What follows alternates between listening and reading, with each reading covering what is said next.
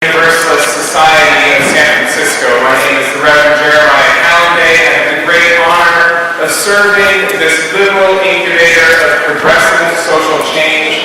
We've been here for 162 years.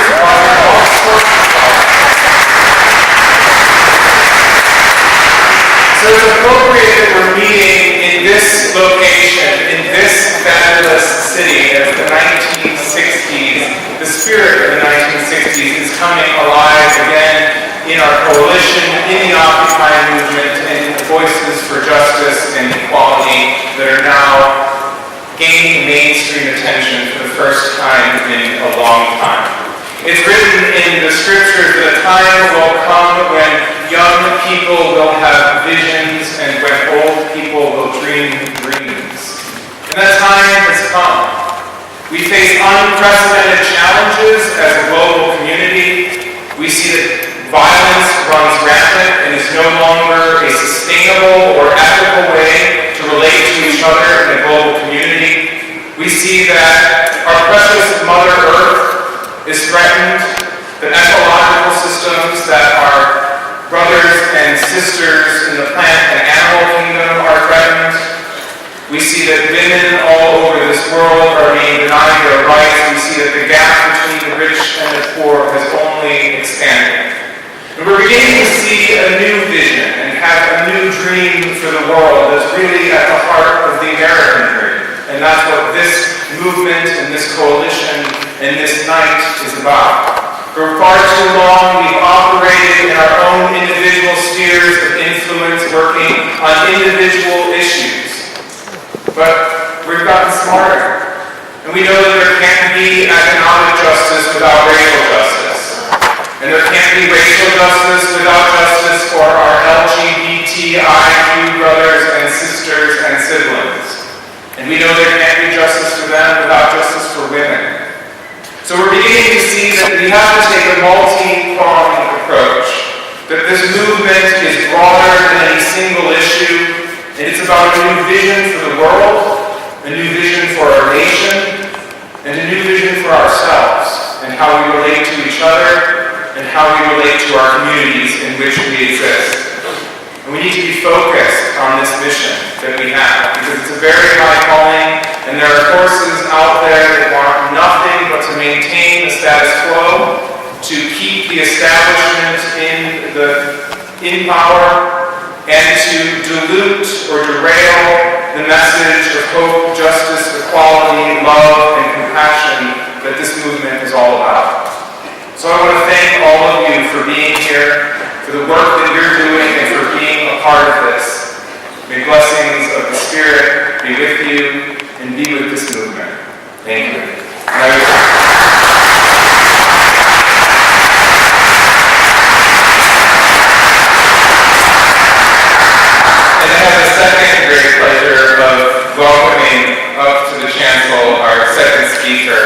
Who is known in this community as being a leader in our Unitarian Universalist for Peace movement, a part of the coalition, and our mistress of ceremonies this evening, Stephanie Ducan.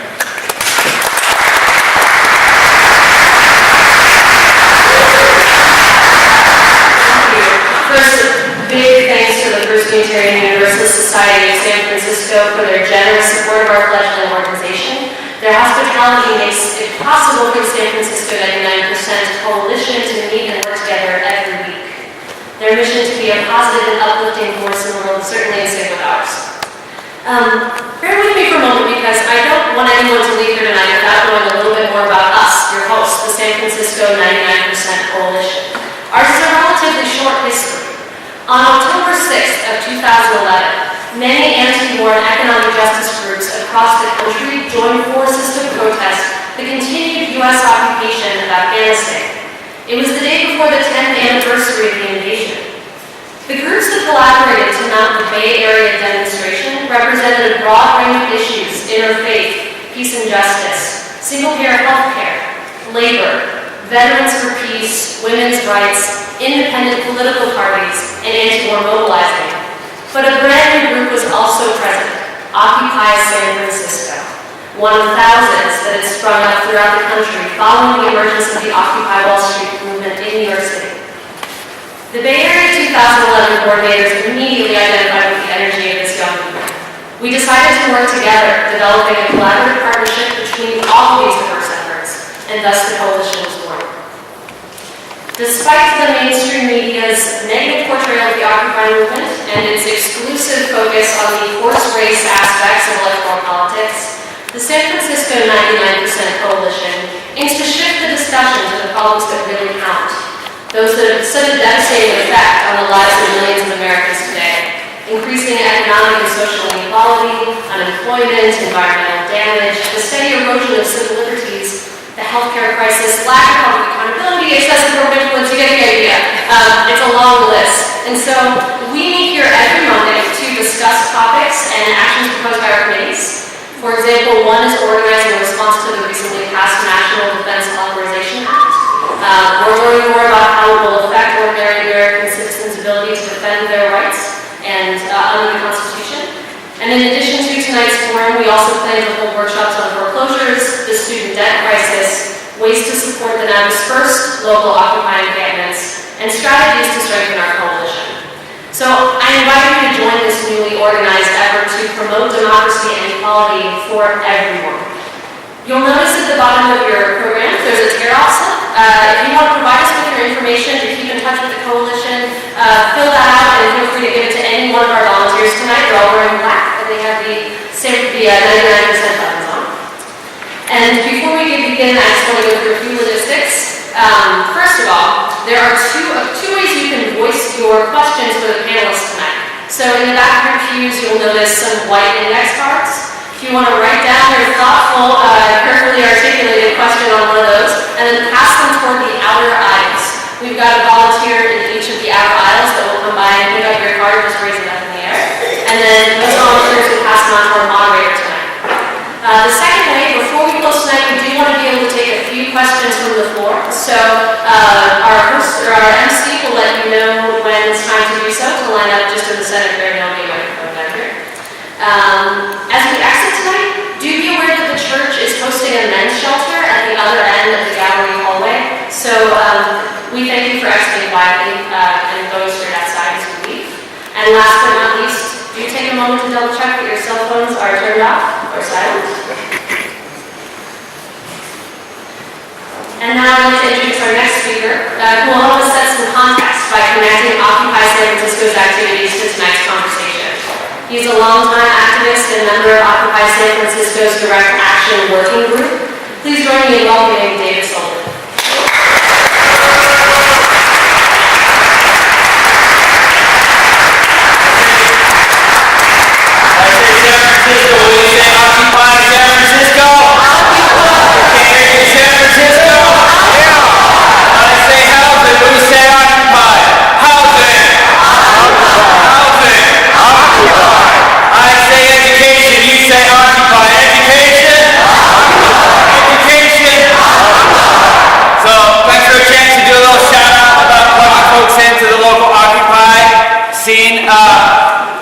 Our Direct Action Working Group is actually meeting right now. 4 years ago, when our government gave money to the 1% to the banks in the bailout, they could have bailed out homeowners instead. And the money still would have gone to the banks, but we wouldn't all be getting kicked out of our homes. Or they could have bailed out students facing debt and bailed out the education system they're currently gunning. Well, since that time in San Francisco, we've got 12,410 families who have either lost or are in the process of losing their homes. And in California, it's 2 million. And it costs more to pay for the evictions and all the costs and services. So are we going to stand for that? No! So a lot of you at Occupy have stood with community groups, and there's 3 folks who didn't lose their homes, are still in them the last 2 months. Vivian Richardson, Josephine Tolbert, and Carolyn Gage. Give yourself a hand. And folks probably know the cops in San Francisco raided our camp over and over again. The final time, Justin Herman in mid-December. Was that? Our occupation. Our occupation. Whose occupation? So folks are still holding down 101 Market, the Federal Reserve, which gave away more money not that original bailout. But since then, people have also organized occupations inspired by the original occupation on our campuses and in Bernal Hill. So three quick invitations. One is the Del Rio family who live on Bernal Hill, second generation family, been in the same house. They're going to get kicked out of their house, and their house is going to be auctioned on March 1st. Are we going to let that stand? No! So we're asking you to come to a week from Saturday, 9 a.m. We're going to go to the CEO of Wells Fargo, who's responsible for evicting him at 9 a.m. at 1090 Chestnut. That's the first thing. The second thing is they're preparing to gut our education system this spring, give out pink slips. And the biggest Occupy action in the state so far, students, educators, and community folks are going to take over the Capitol on the 5th, and here on Thursday, March 1st, we're going to take over the state building at 3 o'clock at Golden Gate and Polk, and at 4 o'clock have a rally at Civic Center Plaza. Asking you to join us for those, and also to organize your own neighborhood, your own affinity group, and plug into Occupy San Francisco. There's more information at occupysf.org, and I'm going to pass out flyers. Please pass them along. Thank you.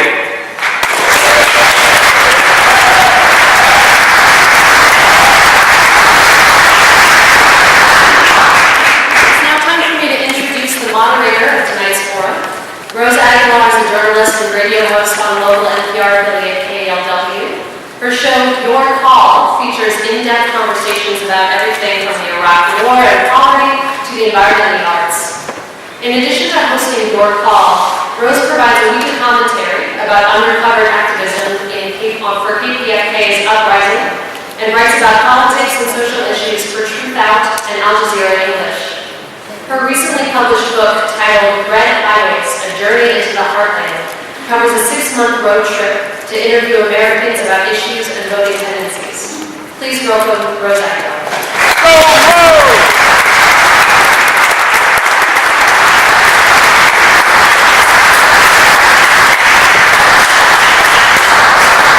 Hi, thanks so much for coming tonight. So, my radio show airs daily from 10 to 11, and it's rebroadcast at 11 p.m. And over the past couple of months, we've done a number of Occupy shows, talking about the best tactics, strategies, the weaknesses.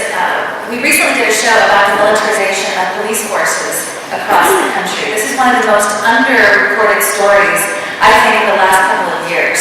This started under the Reagan administration and then continued under the Clinton administration when he passed a bill that allowed the military to pass on weapons to police departments across the country.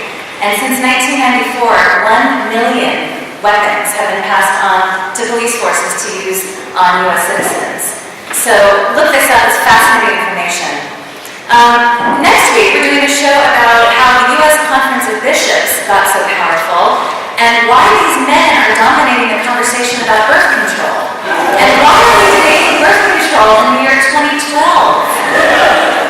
We're also discussing the lack of regulation on imported food, and we're doing a show about Occupy the prisons. This is happening this Monday at San Quentin. They're busing a number of people from around the state to San Quentin, and you can find information about this action online.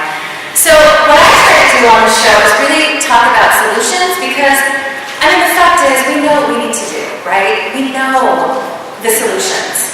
It's just there's no political will. And what I hope to accomplish tonight is to really get past the sort of call your congressperson that's not allowed in tonight's discussion. I want to try to bring in something new and something exciting, because I find that a lot of these talks tend to sound very similar, and that's one of the complaints I have when I leave these talks. People say, okay, we need something new. And that's what's so exciting about Occupy. The answer that tends to come out of that question is it always goes back to money and politics. That's the problem here. And we're going to spend a significant amount of time really talking about that. And speaking of money and politics, President Obama will be in San Francisco tomorrow night. His first stop will be at a small private fundraiser at the home of author Robert Mailer Anderson. Tickets are going for the low price of $38,500.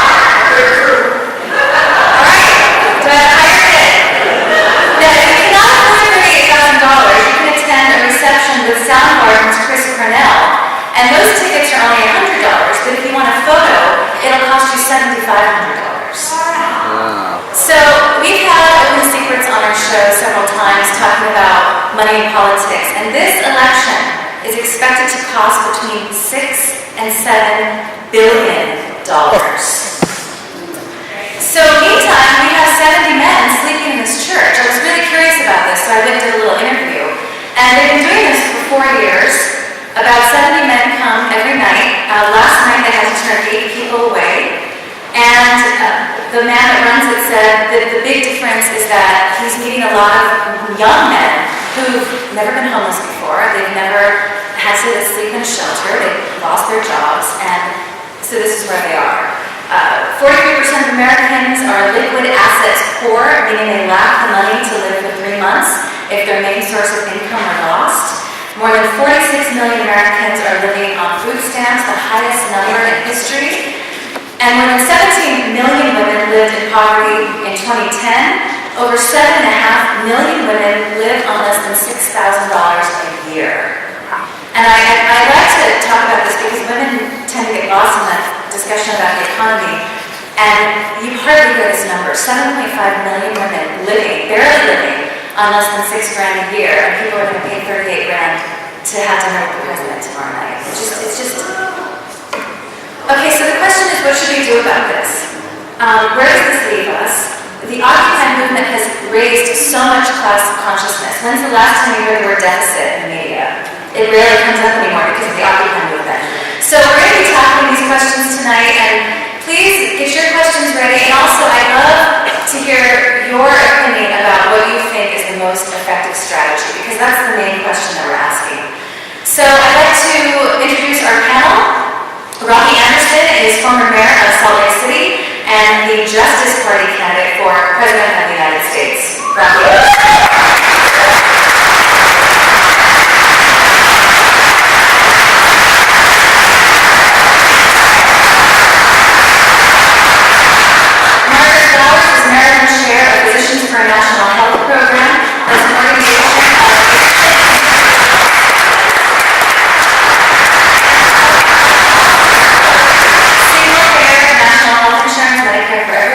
Margaret is also an organizer with Occupy DC.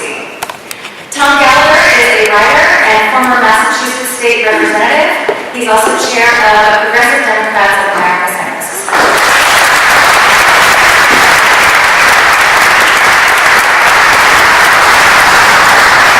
Dave Welsh is a member of the San Francisco Labor Council and founding member of U.S. Labor Against the War and an organizer with ILWU port workers.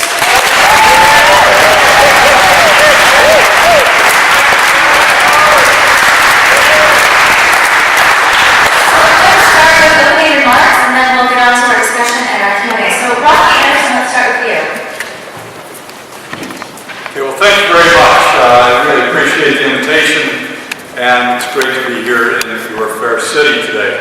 I want to emphasize, and I know we want to talk about where we go from here, but it is so absolutely crucial, I think, especially for young people, to realize this is not normal. This is not just the way things go in this country. This is an absolute aberration.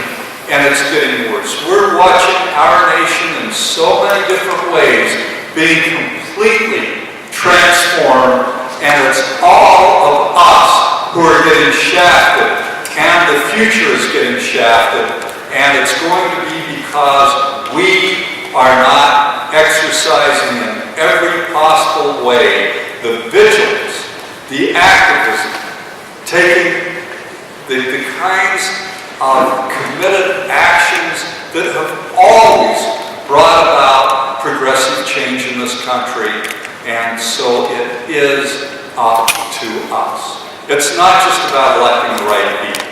I am running for president. I think it's really important that we have somebody speak to this country, tell the people of this country the truth rather than the lies we're hearing from the Republican and Democratic parties, talk about what the solutions are, but it's all part of bringing people together, because in our nation, that's the only way it ever happens.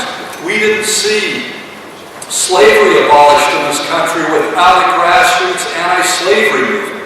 We didn't see the women get the vote in this country without the women's suffrage movement. And it was a long, sustained, tenacious effort. We would not have seen the civil rights movement if we'd left it up to our elected officials.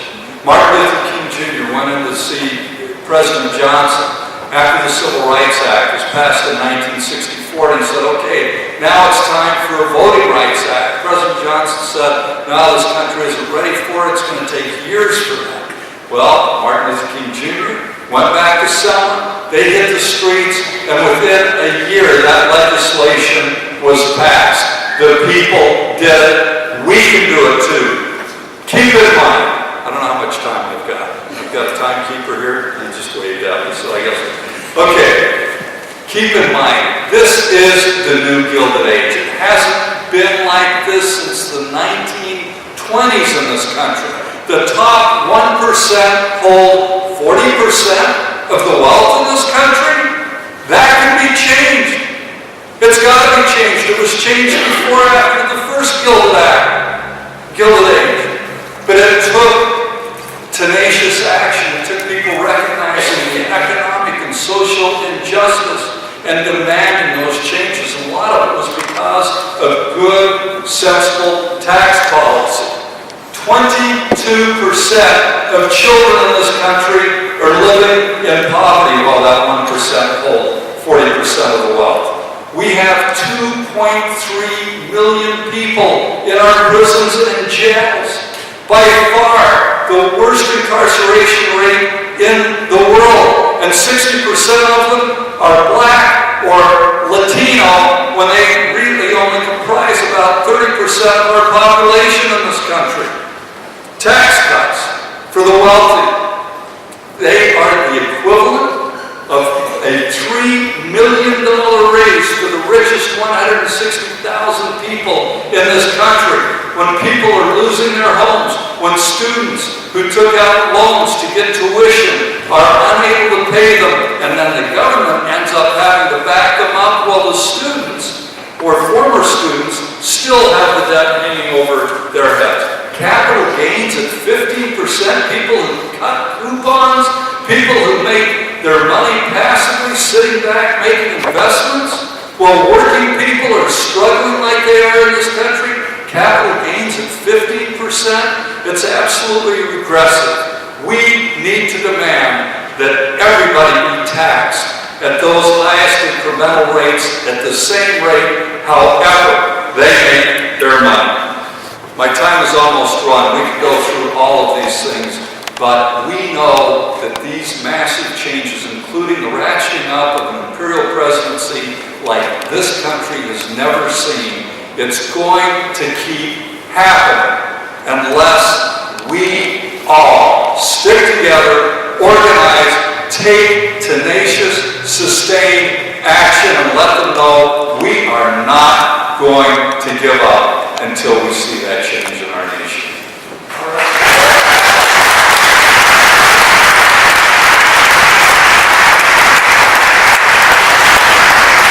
Good evening. It's such a pleasure to be here. I'm one of the initial organizers of the occupation of Washington, D.C., and we started organizing back in April of 2011. The Occupy movement has been a tremendous force. We saw it as an initial tactic to bring visibility to the great wealth inequality in this nation. The level of inequality that we have, if we look at other nations, they would be in violent revolution by now. And this was something that was not talked about.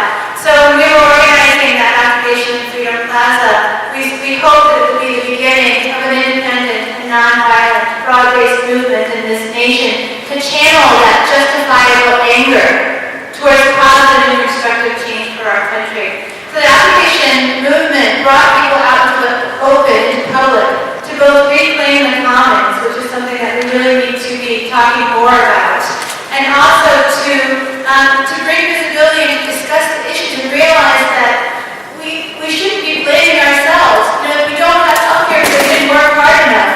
We don't have a college education because you weren't born into a rich enough family. It's a system that's designed to oppress people and designed to funnel wealth to the top. and that's wrong. And so we came out in public and said that it was wrong. But now we have a job to do. Now that energy has been released, how do we funnel that into positive and constructive change? It's time to move out into the communities and to start discussing the real issues that affect us in our communities, the foreclosures, the lack of jobs, and to find solutions, to come together and find solutions for those. We need to start meeting our human needs now. We can't look to leaders to solve our problems for us. We don't have time to let the right person. I mean, I'd love to see Rocky be president. I'm not sure. I hope it'll happen this year, but I'm not sure that that's going to happen. So we need to empower ourselves and start to create this change ourselves, and we can do that. I think we've seen that the Occupy movement, that both the strengths of the Occupy movement are also its weakness, and I hope that we have more discussion of that tonight. It's been amazing that people who have felt voiceless before have found a voice. It's amazing that we've started to create a more horizontal structure and a more participatory way of interacting. I think that there's been some focus on leaderlessness, and we need to start looking at it really being leaderful. So these are things that we need to discuss. This is really going to be a long-term effort. We can trace this war on people really back to the Powell memo in 1971, where Lewis Powell, who later became Supreme Court Justice, laid out an intentional plan. They were very frightened at that point. 1971 was the height of the civil rights movement, the Vietnam War, the Black Panthers, Weather Underground. They saw it as an assault on free enterprise, and they created a plan to corporatize education, corporatize the media, to take control of the courts, to create think tanks like the KALW institution. We need to have a similar long-term plan. We need to see that this is the beginning of a long-term movement, that there are solutions to every crisis that we face in this country. But those solutions are being ignored in Congress because they're not there to look at the evidence, to act on behalf of the public interest. They're there to reflect the interests of their corporate funders. And so we need to shift the power. We need to be intentional and strategic in our actions. We look at the 9 pillars that hold this current power structure up, and our job is to take the people in those pillars and to bring them into the movement. So it's things like the police force, the military, the civil service, the religious institutions, non-governmental organizations, the media, business, workers, and youth. We need to weaken all those pillars by drawing them into our movement. And we do that if we have this strategy in mind, if we know that we're both bringing those to our movement, then we can act with intention to do that. We also need to create an alternative system that's going to replace the system that we have right now. So creating a more participatory democracy through democratizing the various institutions in our country is going to be imperative alongside protesting and weakening the current structure that we have.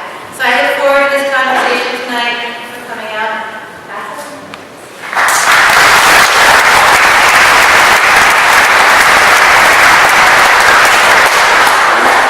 Thank you. I feel that tonight I've been invited to do a political equivalent of telling you to take your medicine, something unpleasant.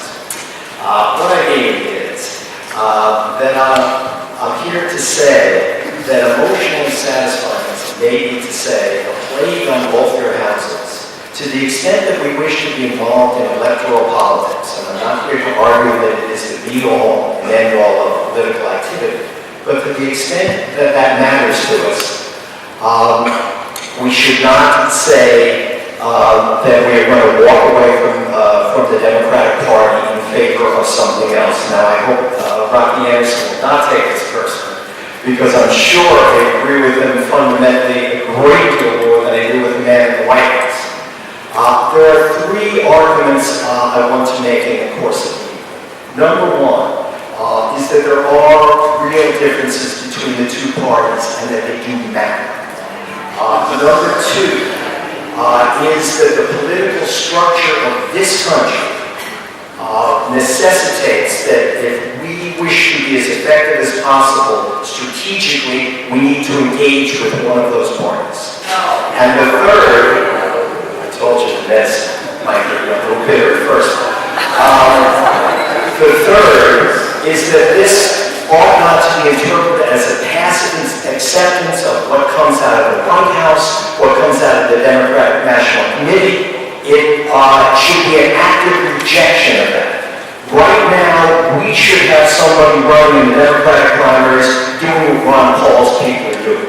And it is not too early for us to think about 2016 for a vehicle for real change in the country's political structure. Let me start back on the top. I want to be clear that I do not have any kind of warm and fuzzy view of the current administration. To start on the foreign policy end, where I think their crimes have been the worst. 6 countries have been bombed under the watch of this administration. Iraq, of course, this administration did not start it, but we would still be there were it not for the fact that the Iraqis told us to leave. Afghanistan, I consider maybe the most cynical act of this administration, because I can't believe that even they believe that we're doing anything but kicking this down the road. Libya, this administration has shredded the War Powers Act. The other 3, we don't acknowledge we bombed: Pakistan, Yemen, and Somalia. Which means, of course, that these are illegal actions. This is not a great picture. I told you I did not come here to praise the administration. But what do the leading Republican candidates call this policy? Appeasement. Yes, folks, it can get worse. We do not want to make it worse in this next election. Secondly, on the domestic front, yes, the economic advisors of this country, of this administration, principal ones, Gallagher, Summers, these are Wall Street people. These are 1% people. But I don't think that a person in this room who seriously thinks that the Republicans would put in people who are anything but significantly worse. There are many other aspects of the difference between 2 parties. Getting pro-choice Supreme Court justices, getting people on the National Labor Relations Board who will allow unions to organize. Anyone who's involved in the labor movement in this room knows the importance of the NLRB, unemployment benefits, etc., etc. So while neither of the parties are anything close to what people in this room would like, it is not the same as saying there is no difference. Second, on the structure of the system and the way I see it necessitating our course of action. I got 1 minute, so we won't get too fully into this at this moment.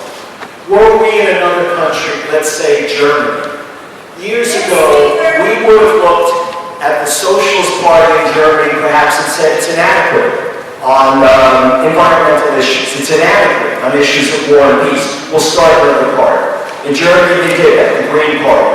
What happens when you get 5% of the vote in Germany if you're a new party?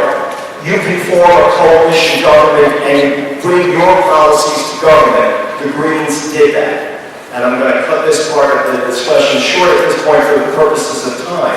What happens if when you're running for president in the United States and you get 5% of the vote as a third-party candidate? Well, one of the risks is you bring in the Republican Party, which makes matters even worse, which is why I will go on to make the argument as to why we have to make our challenge inside the Democratic Party. Thank you.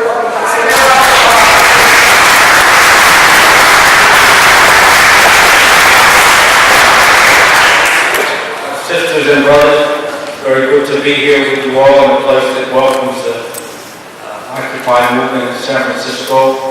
I've been mostly involved with Occupy programs.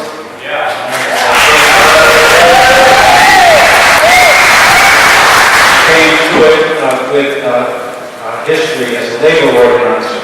So what I'm going to focus on here is the relationship between Occupy movement and labor. I joined the camp in Oakland a little late, about 10 days after it began, and started camping out there. And I was involved in the mass bust on October 5th.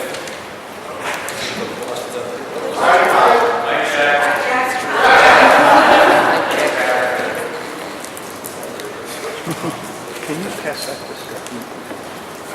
So, October 25th, where the police came down very hard on the camp, shot a projectile that disabled, temporarily disabled a Iraq war vet. And there was such outrage about that frankly gave us a little bit of space because the authorities in Oakland were a little bit on the defensive. So in 1 week, we were able to organize a port shutdown and general strike.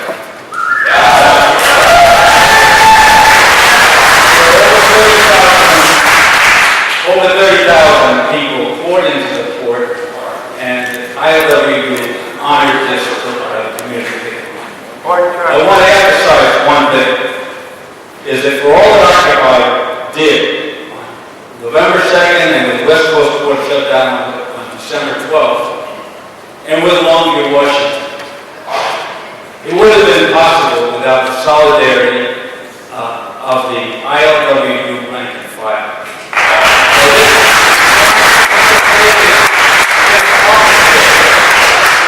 A partnership between militant, rank and file workers and the Occupy movement. Now, December 12th came around and we shut down the ports of Seattle, Portland, Longview, and Oakland, and slowed down some of the other ports. So it was a tremendous thing. And then came Longview. Longview, Washington, I don't know if you know about this, but they tried, it was a big company, it's one of the participants in the grain cartel that controls our nation's grain, our food supply. They have a brand new gleaming terminal in Longview where they're loading grain that comes on trains from the Midwest and the High Plains. And they said, we're not going to hire ILWU people to work here, even though ILWU has been working there since 1934. So the workers there were very militant. They blocked the trains. They dumped the grain. And it was this militancy that inspired Occupy to want to do something for them. So when we shut down the port in November 2nd and December 12th, one of the reasons we did it was to support those workers in Longview. They have a settlement now. And the company backed down and put the ILWU back in there. And they have a settlement and they're working in the port. And Occupy had a lot to do with it. I just want to read you a couple of quick quotes from ILWU leaders. This is a victory for Occupy in forcing negotiations. Make no mistake, solidarity and organization between the Occupy movement and Longshore won this contract. The union jobs would be back in Longview if it weren't for Occupy. It's a win for the entire class of workers. It's clear that the port shutdowns on November 2nd, December 12th, and the impending mobilization in Longview is what made EGT come to the table, etc. So, I think this is a new development for the labor movement and for the whole working class, because you've got to remember that 89% of us are not in unions. So when you see the Occupy movement, you see a lot of young people who are workers, young people who are students, who are not part of the organized working class. They're part of the working class, but they're not organized into unions. And this is the union between the community and labor, the union between the unorganized and the organized, that's going to make the difference in building the kind of a movement that will see real change in the United States. Thank you.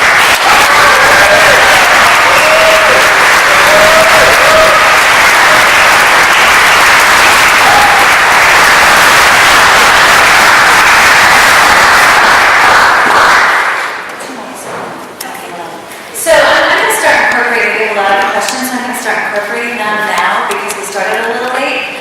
We'll get you all to respond to Tom, but first, let's talk about, and a couple people have said, please talk about strategy, because we know it's wrong. Let's talk about strategy. Whenever we've done our radio show about Occupy, we get a lot of people coming in who say that they have been involved for the first time. I went down to Occupy Monterey and said, is anybody involved for the first time? And 5 women got in line to talk. teachers, a restaurant owner, an Eisenhower Republican, never been involved in politics before. I recently went to UC Davis to interview the students who got pepper sprayed, because we tend to kind of move on and we never look back, and I just wondered, how are they doing right now? What was their holiday vacation like? How has this changed them? They've all become completely radicalized. Very shy guy. He said 6 weeks into college and I got pepper sprayed. I've never been to an action before. Before this happened, I thought that the school and the state cared about me, and now I realize they don't. Now this is an 18-year-old. To have that realization is pretty intense. So how do we build on this momentum? What is the best way to do this? Well, this is going to come back to Tom's comments. You certainly don't do it by reaffirming the status quo, and that's what we do when we vote for either the Democratic or Republican candidate.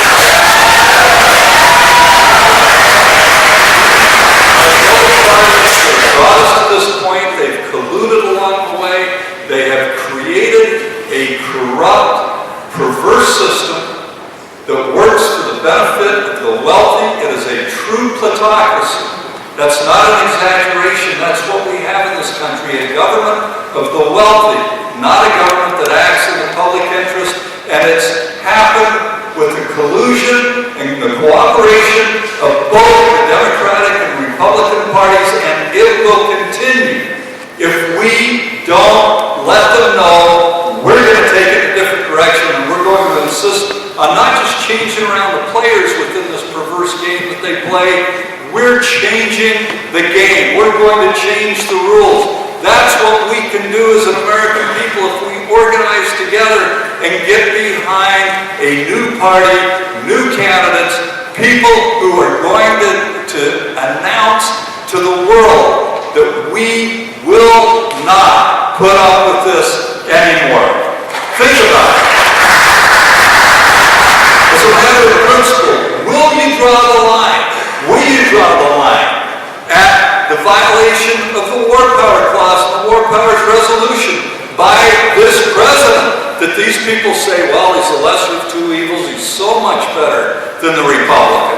This is what we got when we bought that hope and change promise. What about health care? He ended up caving at every possible turn, and the health insurance companies skipped on down the street so happy, straight to the bank, knowing now that they've required every American to buy their perverse product. It's the only country in the industrialized world that depends on for-profit insurance companies, and that was brought to us by our Democratic president and his Democratic co-conspirators in the United States Congress.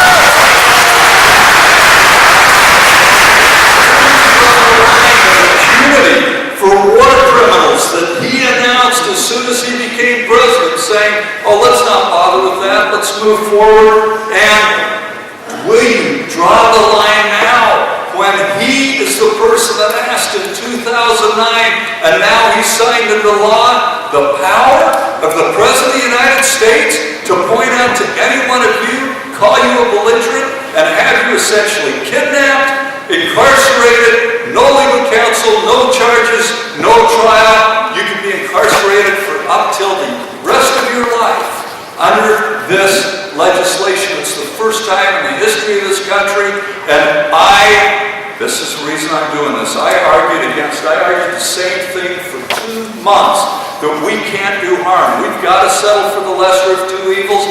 No, we can't settle for the system. And whether it's either one of these evils, they represent essentially the same thing. We'll never see a change as long as we cave into the fear of letting the worst of two evils defeat the lesser of two evils. Let's bring about change.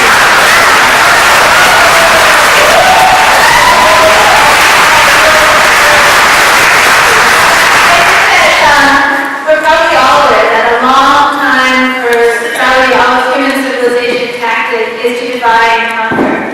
And what we have right now is a situation in which we have two political parties that serve the 1%, but they divide us. They pretend like they're really different. And so they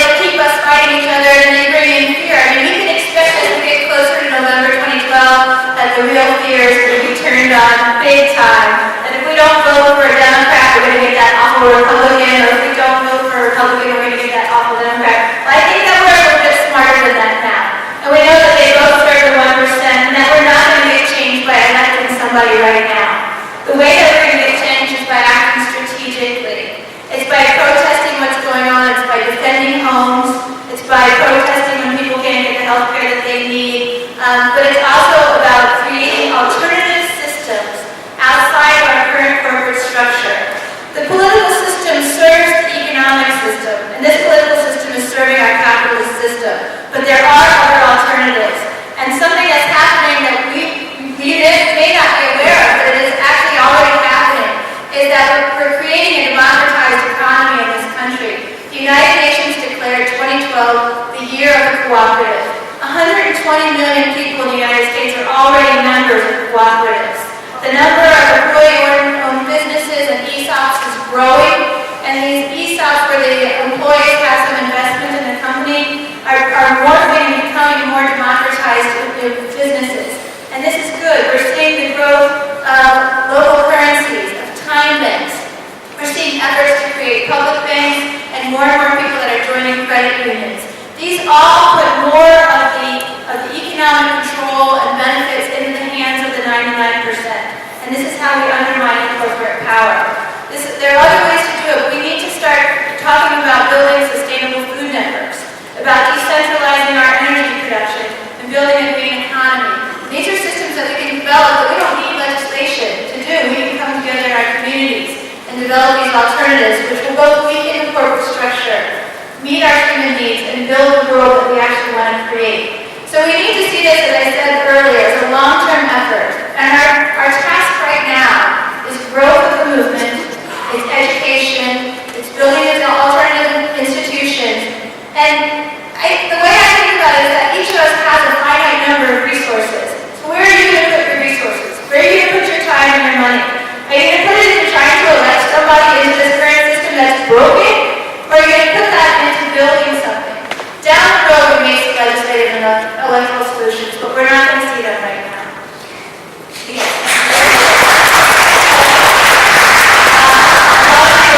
How important it is to continue occupying spaces and camping out, or should we let that go and work movement other ways? It's vital. If I can answer that, when we were planning the occupation of Freedom Plaza, it was recommended to us by the Spanish protesters who we were in touch with that the occupation be limited, that at a certain point the resources that you're putting into maintaining that public space take away from the next steps, which are doing outreach into the communities and building, educating, and growing this movement. And so I do think that we need to see that as an initial tactic, and that it's time to move on to the next steps. I understand, though, and we know that in Freedom Plaza, that there are people who have been pushed aside by this country for a long time, who've lost their homes, lost their jobs, and they feel like they've been pushed inside where they're invisible, and they want to be outside where they're visible. And I can understand that that's an important desire to have, but we also need to make sure that we're using our resources to build and not just maintain.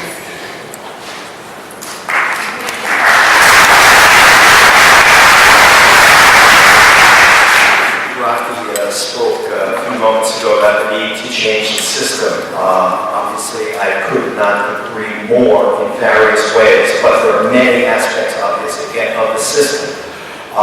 The electoral system as it exists ought to be changed in many ways. People advocate fusion voting and a whole variety of electoral reforms, most of which would be wonderful, and I think we should pursue all of those things. But we cannot act as if they already exist. We have to figure out strategically what is the best way to operate within the system as it presents itself. If we simply take the point of view, no, we'll do it as we wish, as it feels better, it will be a happy day for the 1% if we render ourselves ineffective. You've heard my critique of the president. I think that should be clear. But I can't believe that there is a single person in this room who doesn't think there's a difference between Rick Santorum and Obama.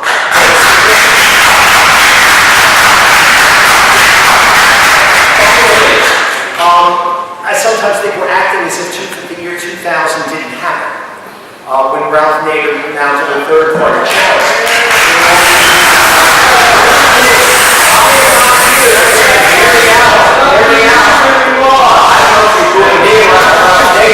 I'm on Nader. I am not up here to condemn Ralph Nader. I think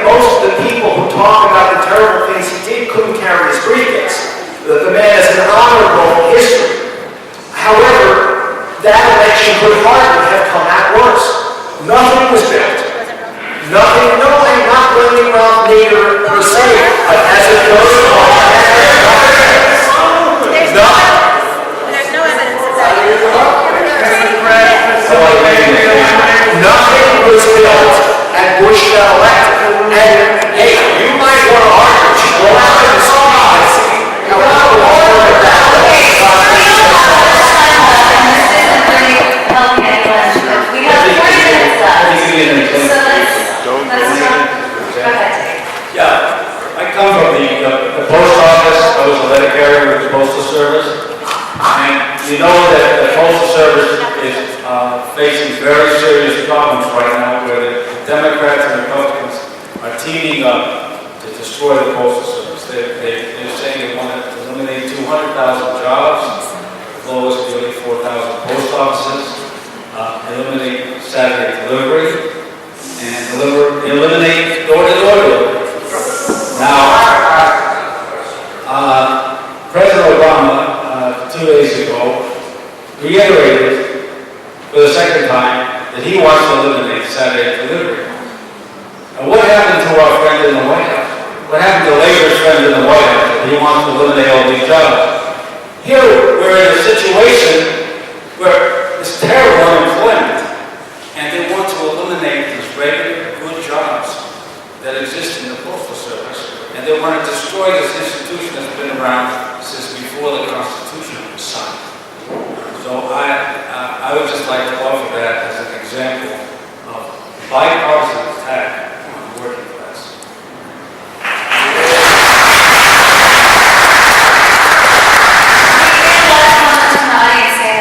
Not be party focused, that we should focus more on issues. One audience member says, please comment on this in the context of the Keystone XL success. Do you see Keystone as a success, or do you think it was because it could be political suicide for the administration? Who'd like to take that?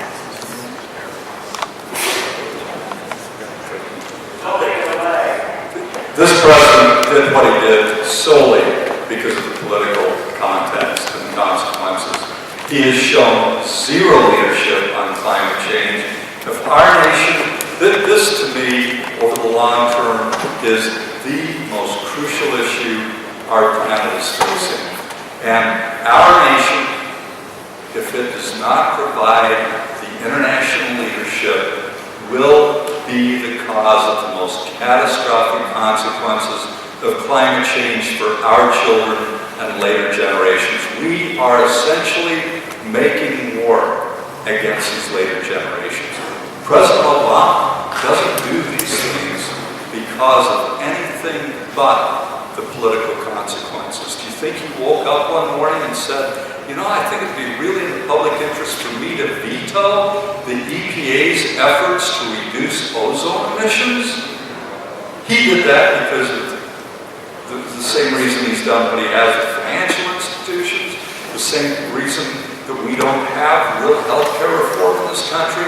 He did it because of the corrupting influence of money. It drives him as much as it drives anybody in Washington, D.C. now. And this isn't just about President Obama, it's about the people who are in power, all of them, acting against every one of our interests, against the interests of people around the world, and against the interests of our children and later generations. And I think that it's time that we shake ourselves out of our slumber, our expectation that we can get real excited around election time and go back to sleep. I absolutely agree with Margaret. We need to keep this up on a sustained basis, day after day, and do everything we can to put the pressure on to make certain, as would happen in just about any other country on the planet, if what was happening here was happening in these other countries. We need our own kind of revolution, getting back to core constitutional values and fairness and equity and equal justice, not the two-tiered system of injustice, but equal justice for all in the United States. That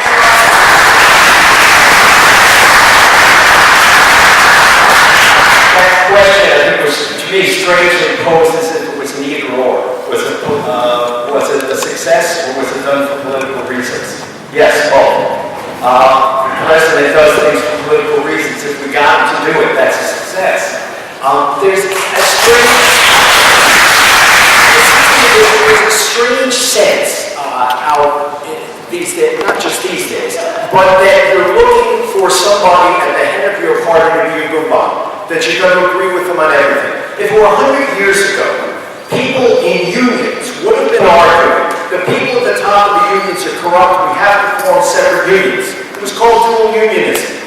It's been obsolete now for almost 100 years because people understood that if you use use a vehicle for what it can deliver for you and your interests and people. You don't have to think that the person at the top of it is somebody you want to hang around with, agree with up and down the line. You analyze strategically how you work. 100 years ago, unions did away with the idea that they would have a union they would feel more comfortable in because we realized it was not the effective route. We have to subject our electoral political activity to the same serious level of analysis. There is no real difference between President Obama. I think that to think that the pipeline is over, that things aren't going to change if President Obama gets elected and he suddenly doesn't have any reason to be held accountable, is foolish. I think that this is a delayed decision, not a permanent decision. And I think that if we're going to be successful as a movement, we're going to have to remain independent of political party completely. Dr. Martin Luther King never understood this.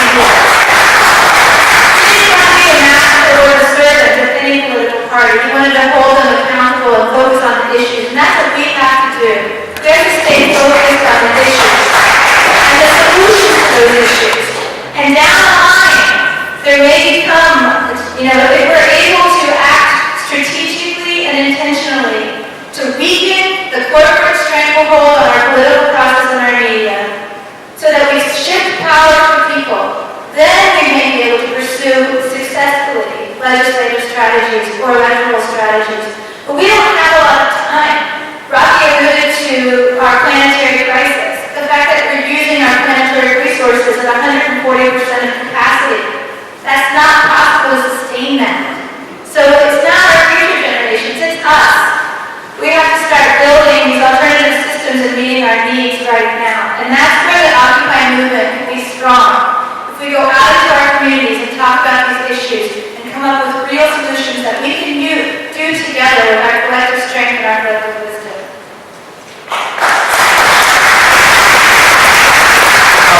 I think what Margaret says is very good, but I don't think it goes far enough.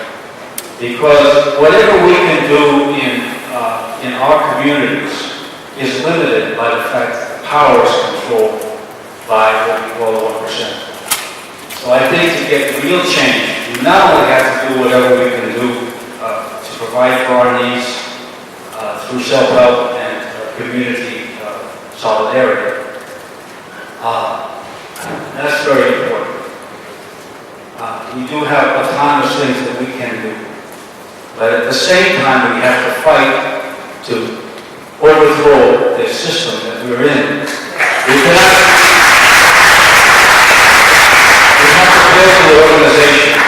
We have to build the organization necessary to replace the current system with a system like socialism that is based on the needs of the people rather than the needs of the 1%.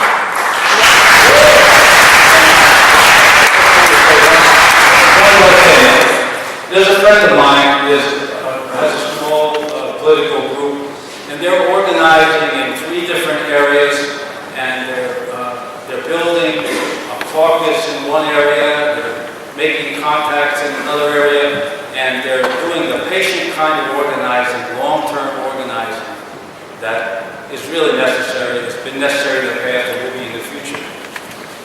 However, one of the things Occupy has shown is that sometimes it's necessary to go beyond the incremental increases of people's power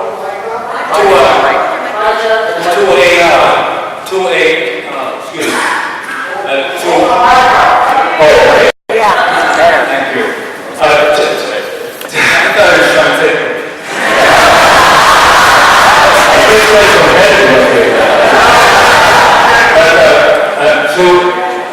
there's an element in what Occupy has done, I don't want to exaggerate, but there's an element that's a little bit insurrectionary, in which people are trying to take a leap. Here's this tremendous crisis that's been put down on the heads of our people, and the people are suffering. And it requires something more than just a little patient, incremental increase in our activity.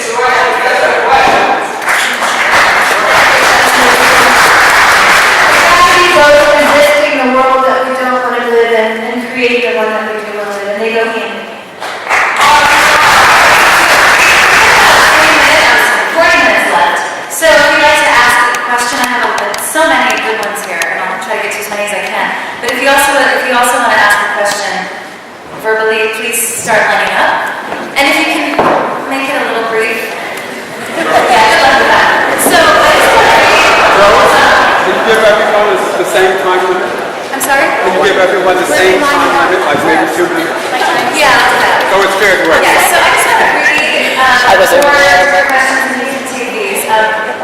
We heard about the Saturday affairs, we heard speeches and slogans. What we didn't hear are ideas and strategies to achieve the goals. Please talk about practical ideas and strategies. Every movement in this country is the result of grassroots pressure from outside of the political parties. Why should efforts be focused on reframing within the existing party structure rather than organizing grassroots movement? What are some good strategies to prevent violence or provocation by folks involved in Occupy, even though the police do it more? And on that, the 1% will not go down fighting, they will not go down without force. So would you like to address those questions? I think, with regard to the last two questions about the Occupy movement, it shouldn't ever go away. And I think that in terms of strategies, it is the most hopeful thing we've seen in years, in decades in this country.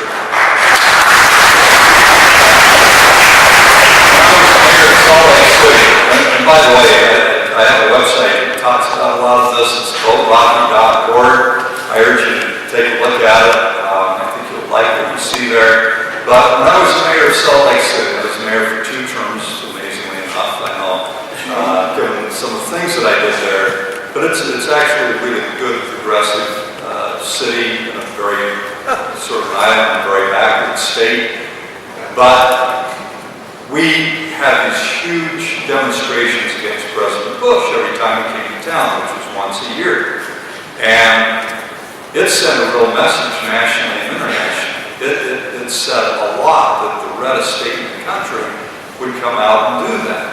But I kept lamenting, just demonstrating once in a while, right? I spoke at a demonstration in Washington, D.C., 300,000 or 400,000 people on the mall. We did another march to the Pentagon, at least tens of thousands of people. But it's like, then everybody went home. We weren't taken to the streets. It wasn't sustained. And President Bush could just go off on his mountain bike during one of those big demonstrations in D.C., and he never even noticed it. We need to keep it up and support the Occupy movement because it's the greatest sustained insurrection, the greatest sustained movement we've seen since probably the anti-war movement and the civil rights movement in the 1960s. So I think it should never go away, but at the same time, we need to recognize that we need to bring everybody along with us, bring along those who will support us, who will understand, because it really is about the 99%. Nobody has an exclusive on this. The people who are there day in and day out, like Margaret and Kevin Zeese have been in Washington, D.C., at Freedom Plaza, man, I admire them so much, but for each one of them, there are thousands that absolutely agree. So we've got to do everything we can to include and let people see that we can all be part of the same movement.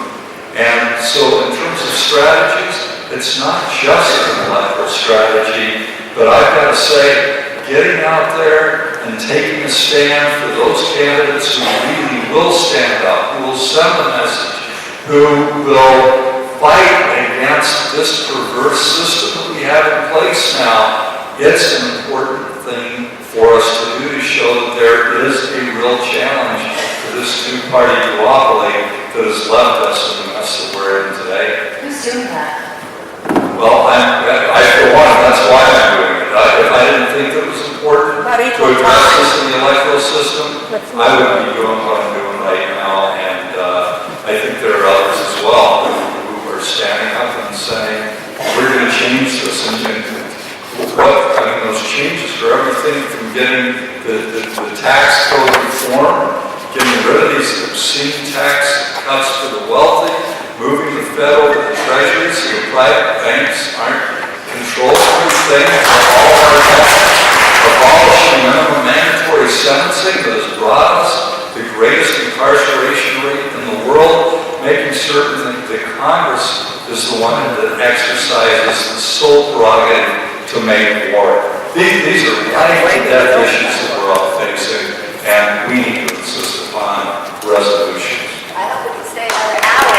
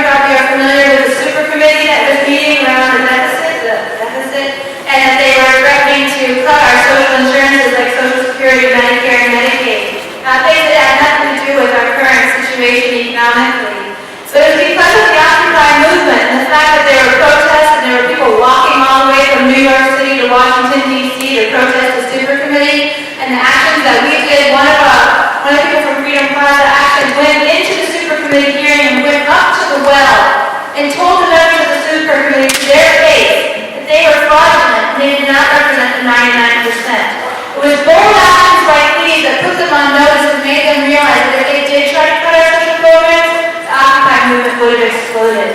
And then we saw again recently, there's been a tremendous effort to occupy the homes to prevent foreclosures and evictions. President Obama was doing everything he could to pressure the Attorney General of the states to let the banks off the hook in this foreclosure crisis, to give them immunity from prosecution. That was the direction that he was headed.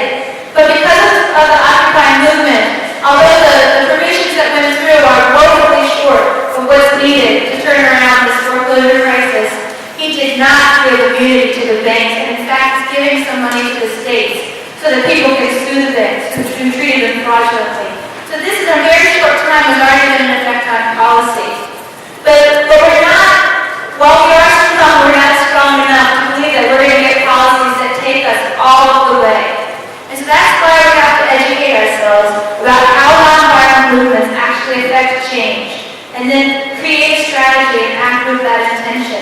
And so I mentioned the 9 pillars. In Washington, D.C., we did things to draw the people from those pillars to us. One of the pillars is civil service. We need our civil servants to speak out, to expose the fraud and corruption, the corporate pressure that's put on them to enact policies that are not in our best interest. So we had Whistleblower Wednesday. We went to federal agencies and we blew whistles at lunchtime and encouraged them to come out. And those whistles, we gave them cards. So I guess I won't go on. But there are concrete things that we can do. All right, so we have 35 minutes left until we have to be out by 9, and we have more than 10 people in line. So I'll kind of treat this like my radio show. Let's go through a few people, and then you can try to be brief in your response. So let's try to do this in a minute, if possible. Okay, go ahead. Hi, I'm Cynthia Baker-Master, and I'm the Western States Coordinator for the Justice Party of the United States. And I just wanted to let everyone know that Connie's joining after this. My question is, Connie's versus down the street on your MLS. You want to talk to him?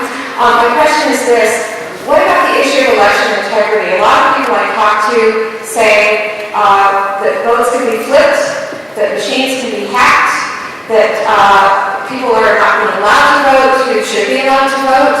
We can't just walk up and register. You have to register far in advance. You have to show the driver's license. Many people don't have driver's license. What about this big issue of election integrity? Thank you. Yeah, we got a few cards about this. This got a lot of attention obviously in 2000 and 2004, and all of a sudden someone supposedly won in 2008 and no one talks about it anymore. So we'll address that in a minute. Hi. Good evening, brothers and sisters. My name is Gene Petty. I'm a member of Civil Rights, co-chair of the National Writers Union, United Auto Workers. As you know, United Auto Workers was built by sit-ins, and the labor movement in San Francisco was built by general strikes, as were unions across the country. In that regard, and in regards to the elections, if you do, how do you see the electoral process and electoral office to be used as a possibility to be used to win hearts and minds, to support and expand Occupy Oakland, Occupy Wall Street, and to build support and actions in the streets and in the workplaces?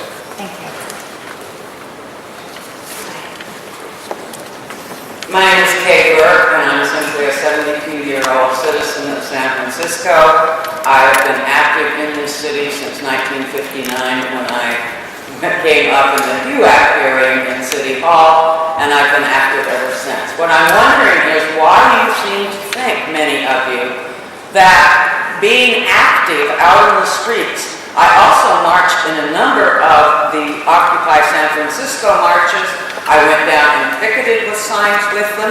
I did not pitch my tent, but I was very active as they were doing these various activities.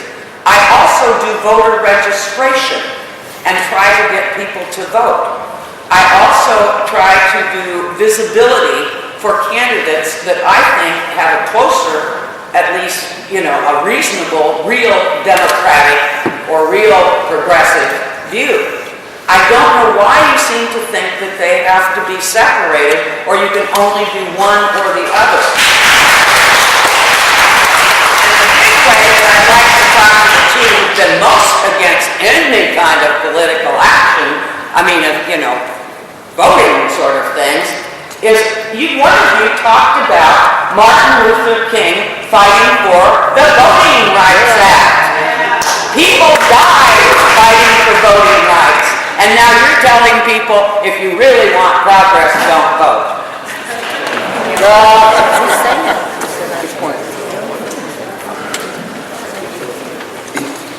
First of all, I'd like to say for anyone who thinks that the Democrat Party is still the answer, then I'll ask the one good question that Sarah Palin ever asked.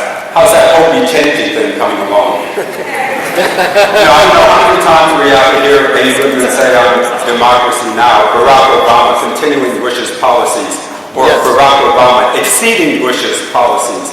Obama is a Republican, and I think what many people in the Occupy movement are saying, that many of us are tired of being held hostage to the duopolistic good cop, bad cop, Republican system where there isn't enough of a difference. Remember when Obama was joking about torture? Many progressives don't because it wasn't Bush joking about torture. My question is, I've written an article online, an analytical commentary called The Activism Entry Point, the Cancer in Occupy Debate. Again, that's the Activism Entry Point, the Cancer in Occupy Debate, available online. My name is Joseph Anderson. My question for Dave is, what do you think about this issue with regard to diversity of tactics in the movement, and do you think that the Democrats will try to co-opt the movement? Thank you. All right, why don't we tackle some of these? Dave, why don't you start? Why don't you take that question? Well, that's a very funny question, George. And I know that in Oakland, the January 28th march, in which they tried to occupy the Kaiser Center, which has been vacant for 6 years, and put it to community use.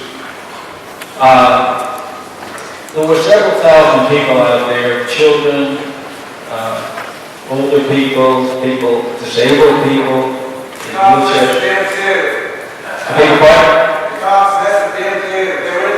They did, they messed with it, but that's what I'm getting at, is this was a peaceful demonstration, and they were attacked viciously by the police.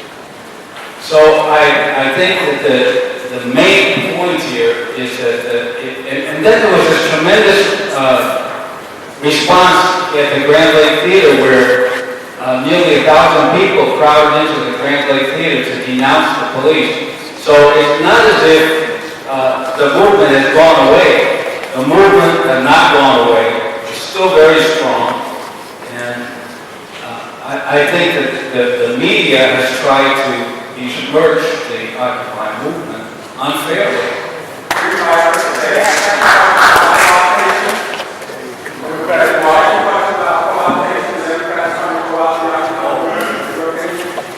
Well, I don't think Occupy Oakland is about to be co-opted.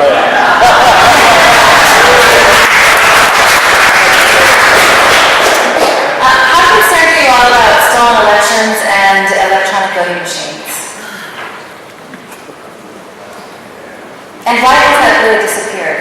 Yeah, we live in a mirage democracy. We have two corporate candidates that are chosen, for us, and we don't really have any choice right now. I mean, that's the reason why Rocky can't win this year. Is because to get on the ballot in all of the states and to be able to get into the debates is a very tough challenge. It takes a tremendous amount of resources. We don't have real elections in this country. We need to face up to that. There was a whole day conference I went to in Congress. They had 7 different panels. They went over every aspect of voting. And every single aspect of voting, from registration to counting the ballots, is broken. So again, we've got to create democracy with us all to be first in this country. We've got to get engaged at the local level, and that's how we're going to shift the power and build towards a system where we can actually have a true democracy. I guess if I could comment on that, and since comment on Hogan was up here talking about the importance of voting, etc. No one, I think, should ever stand before us and say that what they do, their particular form of political activism, is the only thing to do. You know that person is wrong, whatever else they say. We're here tonight because of the Occupy movement. The 1% concept has been put into the national discussion. No one would believe it. Now people talk culture, that's a 1% thing, etc. It became totally improbable. What we have to do, among other things, is make people in elective office answer to that. It's simply not an either or.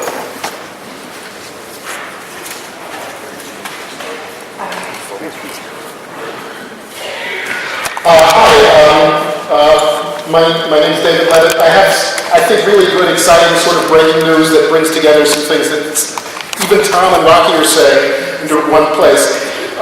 This spring and summer, I've worked with a nonprofit that I'm a founding director of called Be Your Government. The idea being that we can actually affect the system from the inside and by running candidates who aren't a part of the old corrupt system and who don't take corporate money and who represent the public interest. It seemed far-fetched in those days. It seemed like you sort of need some kind of a movement to convince people, to educate people about the 1% that's running this country. Lo and behold, the Occupy movement happened. I'm from New York. I spent all of October in Occupy Wall Street. We presented Occupy government and had an enthusiastic response there. And to make a long story short, we now have 15 candidates running. And yesterday, I announced my candidacy for the seat currently being held by Dianne Feinstein. And complete strangers started sending me $100 bills and $5 bills. And I'm running as a Democrat, Tom, because even though I'm 100% in favor of the justice platform that Rocky is putting forward, I wanted to be Dianne Feinstein's face from now till June till November. And I'm not going to take any orders from the Democratic so-called party leaders who are for indefinite detention and against justice. So you actually can have both. You can. Everyone here, the option item is, everyone here should register as Justice Party so that we have an alternative. There's no Democrat is going to oppose Obama and pretend that the Democratic Party actually has democracy inside it. So in the presidential case, we actually have to get an outside candidate. But in California, we really have an opportunity to change the Democratic Party from the inside. Take the 40% that supported the people's budget, for example, and say, Dianne Feinstein doesn't, she can be replaced. And in fact, there's a replace Congress movement that will be launching later this month. And what I'm really here to do is to recruit 55 Californians, because you can be from any county and still run, who are recruiting the best 55 candidates that we can to replace the correct ones. It's much easier than you think. I've already begun it.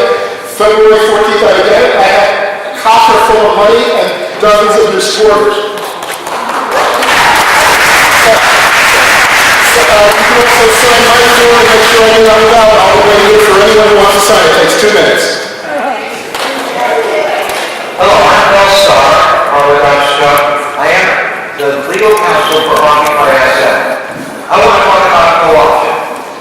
Not a single penny that has been collected by the Unitarians, by any nonprofit corporation, by the Labor Council, or any other organization, all levels, so that we could not be transparent. We don't know where the money went. It went into private hands. This is a huge problem. Occupy SF started with the people who have already fallen through the safety net. We were housing ourselves with tents under the Fourth Amendment. We were using the First Amendment to demonstrate.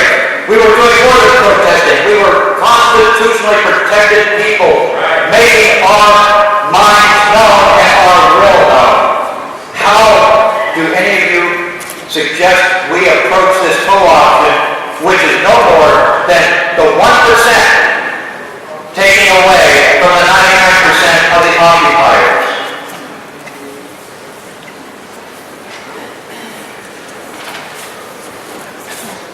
Yeah, my name is Millie Phillips. Long-term activist around various areas of independent politics in the past. My question is specifically for Rocky. Since independent campaigns can be used either to attempt to get elected or to educate and organize for the future, do you see your campaign as an effort to organize a party nationally that would run candidates in local elections and would work with labor and other constituencies to do alternatives that would last down the road? Yes, long-term sustainability of this party is at the core of what we're doing. but it's also to bring about major change. But everything about Tom Friedman and Mike Mandelbaum just came out with a book, that used to be us. And their last chapter is all about how crucial it is that somebody does what exactly we're doing. That if you can speak the truth to the American people and help get them organized, help get them behind some ideas that will really change things, you can have, as they say, as much impact on the future of our nation as the person who ultimately is elected. And so we are seeking government authority over the long haul. We're seeking to build a major political party that offers a very different way. We're also seeking to get out as much as we can, like we are here tonight, to get people behind these ideas, help organize people, and whether you do it through the electoral system, which I agree with the woman who spoke earlier, you don't just do one or the other, you do it all. And anybody who complains about the electoral system and how corrupt it is, and they say, therefore they're not going to vote, well, that's guaranteeing their vote isn't going to count, and they're part of the problem.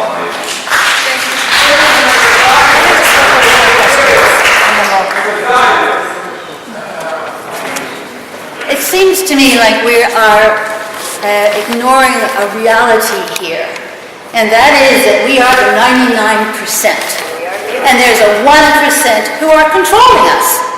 Is that not the way we feel, and that we need justice? We can no longer operate under 1% controlling us. It reminds me of the situation in India when the British were in control of India. How did the Indians do it? How did they get rid of the British? They did it through Gandhi and his Salt March. You're all familiar with the Salt March? He found one thing in India among all the people that they had in common. They had to pay a tax on salt. And so instead of paying that tax, they marched down to the sea and they collected salt and they made their own salt. That's how they did it. Now we are told here, go out and organize. But around what? We need something to organize around. We need to find that one thing that the 99% of us believe in, and go out and boycott that. If there's a march we can do somewhere, no, I don't think so. But boycott the one thing to prove our strength, because we are the 99%.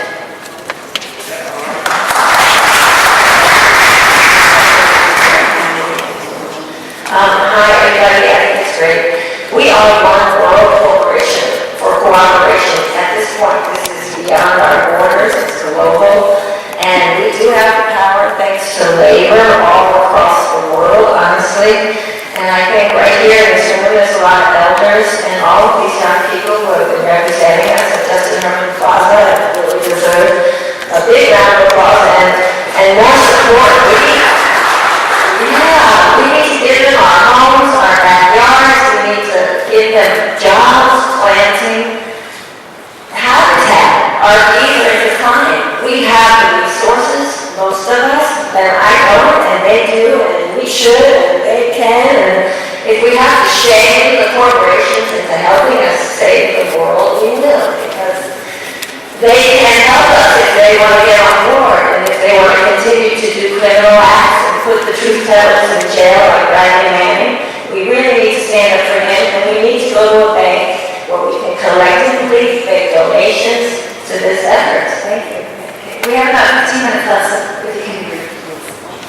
Hi, my name is Solnit. I am a co-founder of Occupy SF, and I have a few things I just want to talk about real quick, like perhaps community slated, office pursuing, getting behind candidates. It doesn't matter what, we can start coming up with parties, all kinds of which, and we can decide to have collective communal funds go in to help bolster the confidence of whoever we decide to send in for whatever office we decide to send them to. We can decide to occupy campaign trails. We can get right behind the people who are running for office, make sure that they actually stay true to their word, not let them get distracted distracted from what they promised us and make sure that we continue to pursue alongside them, because if they're representing us, let's remind them of what they're representing.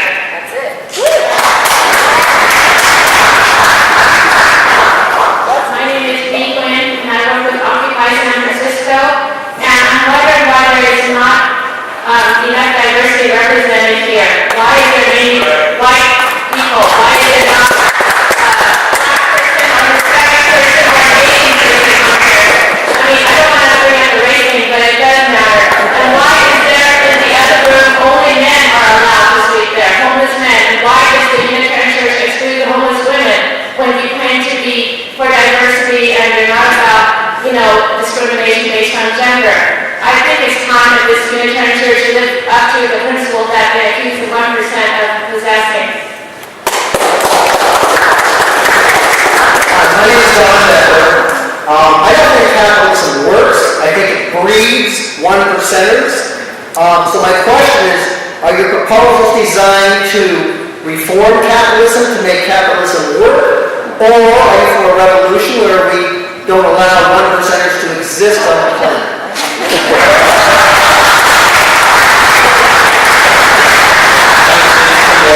I recently read that the Federal Reserve secretly generated somewhere between $26 and $29.6 trillion in addition to the TARP funds. That's about $100,000 for every person in the United States. Alan Grayson and Ron Baldwin talked about this recently, and I was wondering, Rocky, I read on quoterocky.org, I read a little bit about this, but I was wondering what you would do about this if elected president. And I'd also like to make a friend who still supports Obama try Googling Obama worse than Bush, and hopefully he will wake up, because he's allowing this to happen and has been for a long time. So that's the question, is the Federal Reserve what are going to do about a lot of trillions of dollars that are going on? Thank you. We actually have similar questions about capitalism and revolution. Dave, do you want to address that? Well, I think it's become obvious to people who are involved in the Occupy movement, at least, that capitalism is the root of our problems.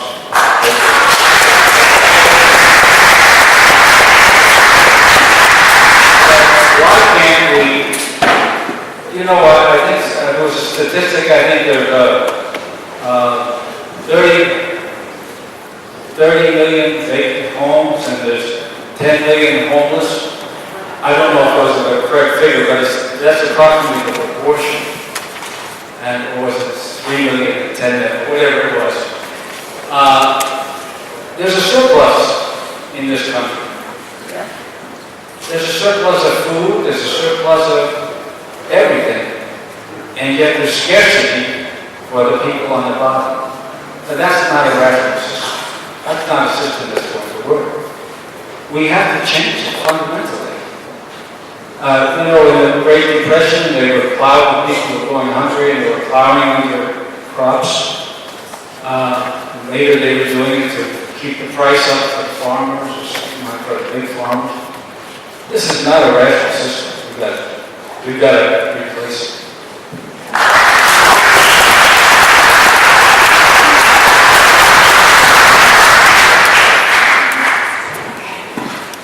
Hi, my name is Lynn McKee, and my passion and activism starts in the hearts of my community. And my community is the jails, the shelters, the streets, and the rehabs. And my baby step is to get common dispensers on the side of garbage cans in the Tenderloin, 4 square area, 4 blocks, 1, 2, 3, 4, which will keep the HIV down and put the protection in the hands of people instead of in the hands of a nonprofit. I think we can cut out the middleman. And then I like to do a pension plan for disadvantaged workers like sex workers and recyclers. And this pension plan of future reserves will decriminalize daily operations of the Tenderloin sex workers and recyclers, and therefore it'll keep the community safer, healthier, and more wholesome.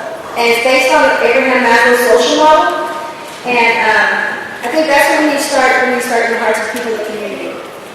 Thank you. That's good. I also just want to make sure we try to address some of these other questions. The first one about diversity, I want to make sure we address that. I actually asked that question also, and I was told that Clarence Thomas was invited and he couldn't make it. So, and about the shelter, I have no idea. We can joke about this. I think that the problem is there are a lot more spaces for women in San Francisco than there are for men. So I think that that's the reason why men are given a space here. But I'm not positive, so we'll have to find out. So thank you.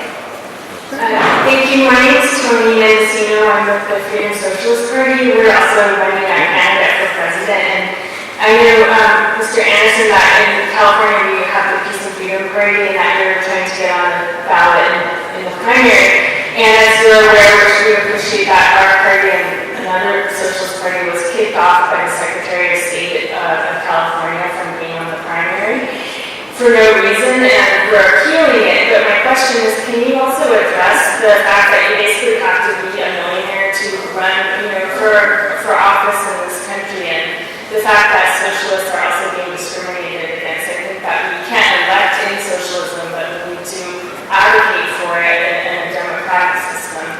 And if anyone wants to speak on the tactic of general strike, I'd be interested in what you have to say about that. Thanks.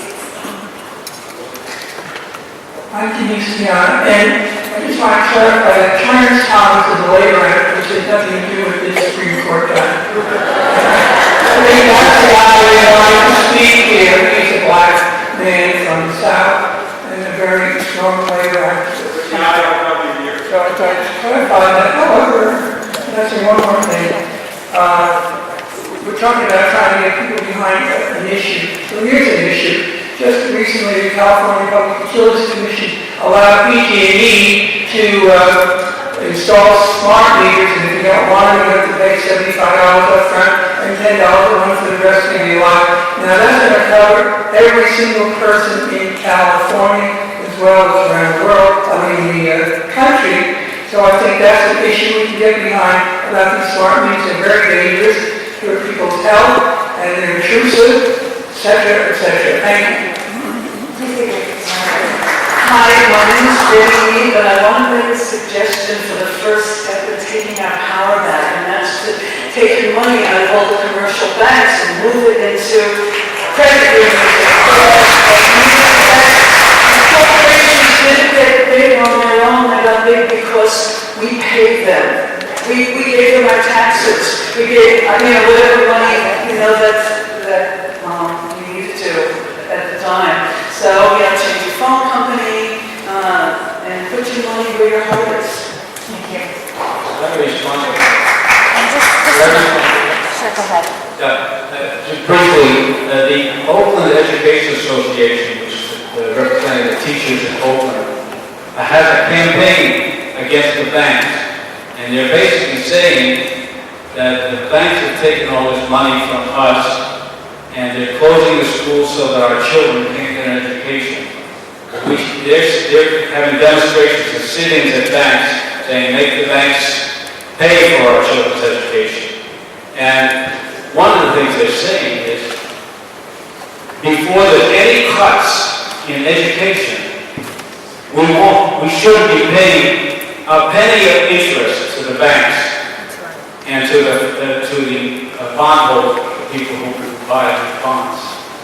And I think that's a very important thing.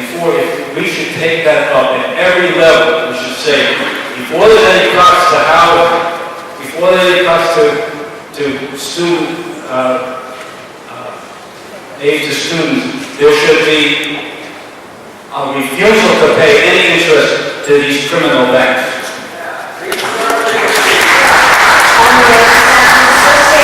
This is for Margaret. One of the Republican candidates was a wish to repeal the National Health Plan as one of the first moves. And I'm wondering what you would recommend for us to do to avoid that and have Don't vote Republican. a repeal of the National Health Plan. How can we avoid that? I don't think that they're actually going to reveal it. This plan that was passed was a huge giveaway to the insurance companies and the pharmaceutical industries. I think that's really campaign rhetoric. And the fact is that it's not going to go far enough. While I don't want to see it repealed, we need to replace it with a single-payer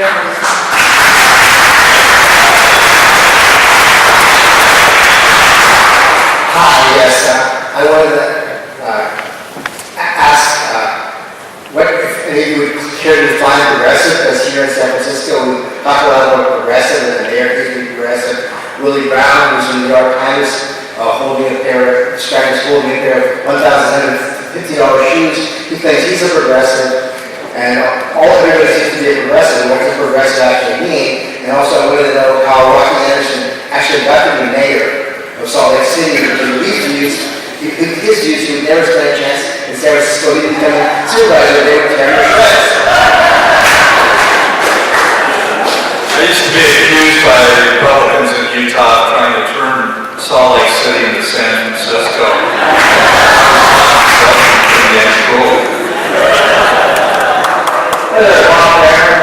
It's also with 9/11 truthful answer. This concerns Obamacare. Now, there are a lot of questions and problems on Obamacare, whether they're for or against it. I'm sure Margaret would agree with some of that being a physician and so involved. One of the problems with abortion in the Catholic Church, this problem with the Catholic Church and Obama's mandate, which he signed, December, whatever, and Catherine Sedalia, HHS Secretary, this goes a lot further than abortion. It's about religious freedom, it's about science, and it's not about the Catholic Church only, it's about other religions and other churches. And anyway, that's there. And I know people who are giving service, we have some of the best healthcare services in San Francisco. Yes, sir. Thank you. Thank you. Right, okay. But, All right, so we need another hour to tackle those questions, but I was asked to take all of the audience questions. So why don't we do, and there are so many, why don't you all address what really speaks to you and try to be brief, please. Who'd like to start? Well, go ahead. I want to address the woman who talked about the Peace and Freedom Party and other minor parties. I don't like to talk about these minor parties. I think they're so fundamentally important in our system. Your Secretary of State has denied a number of candidates, including 2 out of the 4 that have sought to be on the primary ballot for the Peace and Freedom Party without giving any reasons. And regardless of whether we support any particular party, we all ought to be at least demanding that there be accommodations for these parties so that we have greater choices. It is almost impossible for a party to get on the ballot of several states, including in California. The hoops that you have to go through are unbelievable. So I just think for greater democracy, we ought to, at least for federal races, have one federal standard that allows parties to get on the ballots, independent candidates to get on the ballots, and that the major candidates, and not just from the 2 parties, but the major candidates, those that the American people want to hear more from, the Ralph Naders, the Ross Perot's, even the Patrick Buchanans, that they be allowed on the stage during those presidential debates, during the general election. And I think it's not well known that the Presidential Debate Commission was a sole creation of the Republican and Democratic parties. They have complete control over it. They will not allow other candidates, other parties to be represented. We deserve better than that in anything that's called a democracy.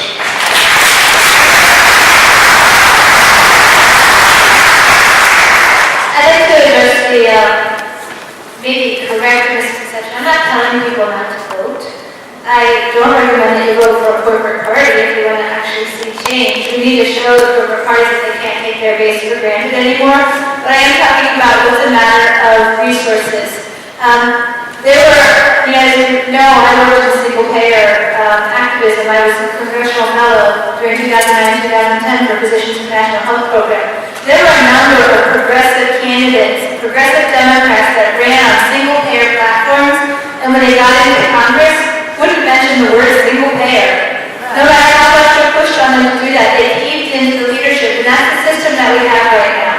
Leadership does what it needs to do to twist arms, bribe, withhold chairmanship positions, whatever they have to do to get get members of Congress to do what they want them to do. So it's not about who we elect, it's about changing that system. So go ahead and vote, but let's build a movement that changes that system first. And how do we do that? A key part of that is democratizing the economy. So there's a couple of resources for you. There's an excellent book by Gar Alperovitz called America Beyond Capitalism. It gives you very concrete steps of things that we can do. We have a website that's called itsourEconomy.us, and there's cards outside on the table if you want to take one that you can search any of the different things, green economy, public banks, and it will bring up resources for how we can do this. And we're organizing for next steps in the Occupy movement. There are flyers out there also for Now DC, the national occupation of Washington, D.C. this spring, where we'll have a Now DC social forum to teach people the skills that they need to go back into their communities, organize, educate, and build alternative institutions. So I hope that was you there as well. As far as one other point I wanted to make was that the Vermont workers, some of you may have been aware of the efforts in Vermont to get single payer. During 2009-2010, and there was a lot of focus on the national legislation in Vermont, they ignored that. They knew that it wasn't going to be a solution. They spent their time building a grassroots movement, so they elected a governor that supported single payer and got one of the best health bills that we have in this country. So that's what you can do if you focus your intention on building a movement. And that's what I think that we should be doing at this moment.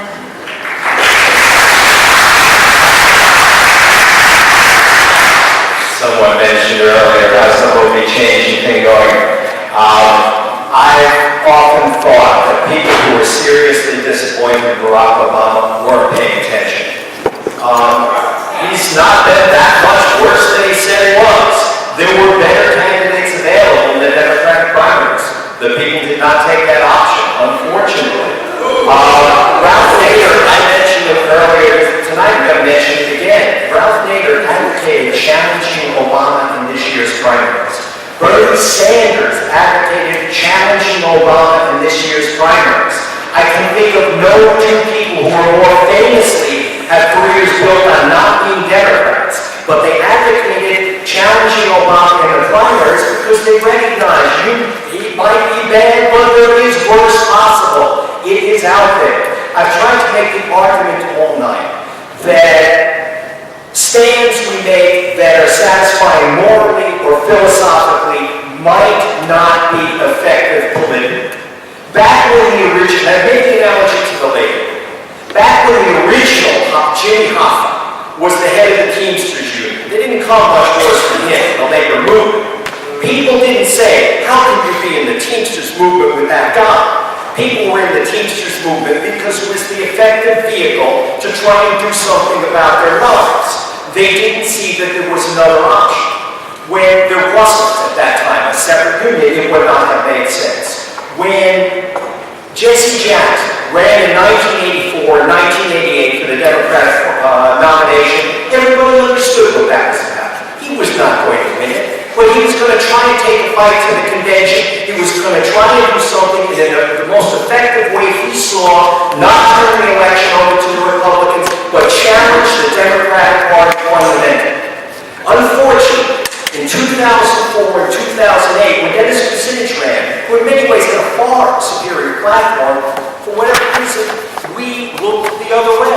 Not a lot happened. So I was quite serious when I said we should think about 2016. I was not being rhetorical, at least in this sense. In thinking about what I would say tonight, it struck me that we have to do something well in advance for the notion that it makes sense to fight for a candidate who might not win in the method that makes sense and does not inadvertently give us something worse. So if I might borrow the phrase for a moment, we might want to, some of us will want to think about how do we occupy the Democratic Party. Thank you.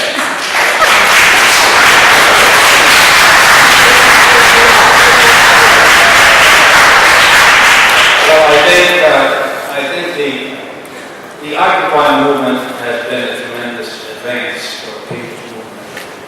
It's not the be-all and end-all of the people's movement. We can't tell what's going to happen, what kind of movement is going to break out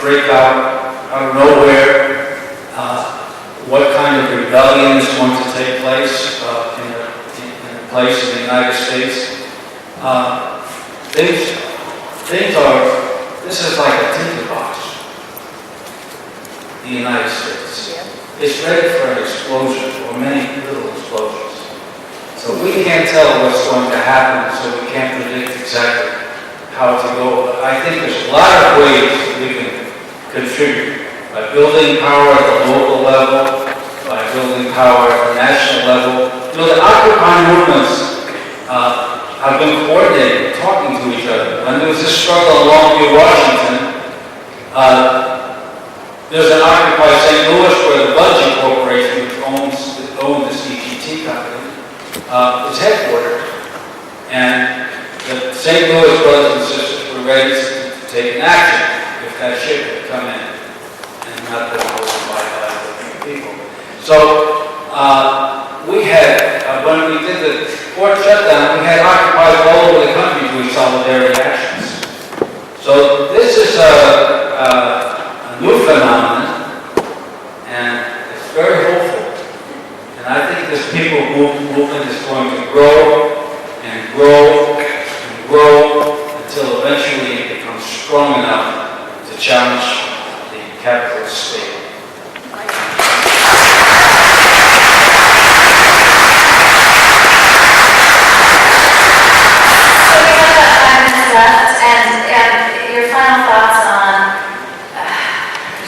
The most effective things that the audience can do to create change. What I've been hearing in some of the cards and just talking to people on the streets is that they're fighting so hard just to maintain the status quo, and the status quo is so bad. I just interviewed this amazing teacher the other day who teaches people's history by Howard Zinn to students, which is now banned in Tucson, Arizona. And he can't afford dictionaries for his classroom. You know, they're bringing food to feed their hungry students. So what is most effective? And if you could implement one policy change tomorrow, what would it be? Rocky? One policy change. It would have to be getting jobs back in this country. There are far too few people without jobs. We've got to give people a decent shot, and along with that, under a tax structure that really works, it will build up the middle class like we did in this country from the 30s and 40s all the way through until things started going to hell in a handbasket with President Reagan and the restructuring of our tax system for the benefit of the wealthy. And we just need to put on pressure and keep it up. Don't just get excited around election time. Keep up the pressure in every possible way. And that doesn't mean just writing letters to Congress, people in Congress who don't read them. It's getting in their faces.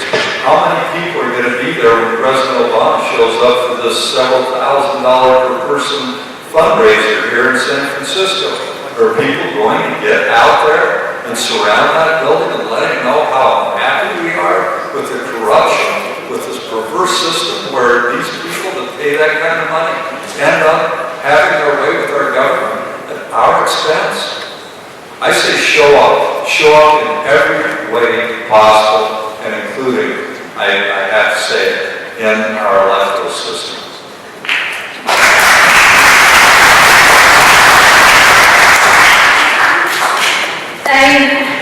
I don't think we're at a stage where we're going to see a real policy change until we build a movement to make it happen. But I would have to agree with Rocky that if there is one thing would be let's create a green energy economy, rebuild our infrastructure with public transportation, let's create real jobs, let's create corporate welfare, let's use our public dollars to invest in our own nation, and then if there are profits from that investment, let them go to the people of this country, not to the 1%. That's something that we can do. I think we've got to get aware that during this election season, the conversation that's going on amongst the candidates is a false conversation limited by what their corporate funders allow them to say. And the real conversation is happening in the Occupy movement in our communities. So come together in your communities and start having these real discussions. And then figure out how you're going to feed each other and how you're going to provide health care for each other. And what are the needs in your community, and how do you create cooperative businesses to start meeting those needs? That's how we're going to change this country.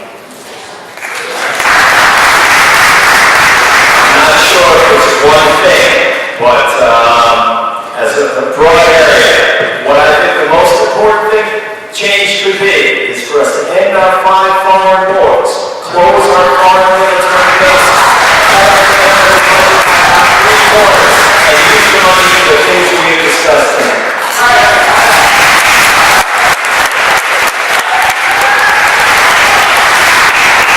Well, I second that. Third, I would say we need a new WPA. We need a new federal jobs program. In the Great Depression, the WPA was created, and it created government jobs that employed 8 million people. Now, if you compare that to the number of people who are unemployed today, it would be 30 million people, unemployed and underemployed. We should have a new WPA, government jobs that employ everybody who wants a job and doesn't have it. The second thing is we need to empty the prisons. Yes. This is how people have read this book. It's an amazing book called The New Jim Crow by Michelle Alexander. She describes the systematic imprisonment of African American and Latino people, and besides that, the use of the FBI and ICE to create fascist-like conditions and employing local police departments to do the dirty work. Those things have to be changed. So those would be my 3. New WPA, empty the prisons and employ the people who are in it. And third, do away with ICE and the FBI.